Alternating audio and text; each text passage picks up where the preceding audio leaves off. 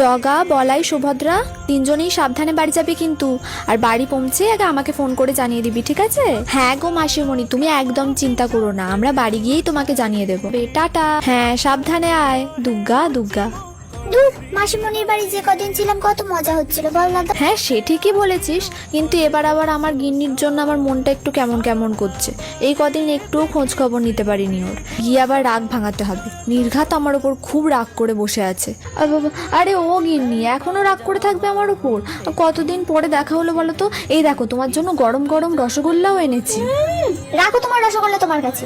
প্রত্যেকবারের মতো আমাকে একা বাড়িতে রেখে চলে যাবে, একটু খোঁজ খবরও নিলে না এই কদিন। যাও, কথা বলবো না তোমার সাথে। আজকে মনে হয় দাদার কপালে খুব দুঃখ আছে বল। হ্যাঁ ঠিকই বলেছিস। আচ্ছা আচ্ছা, নেক্সট টাইম তোমাকেও আমাদের সাথে নিয়ে যাব। এবার তো একটু রাগটা কমাও।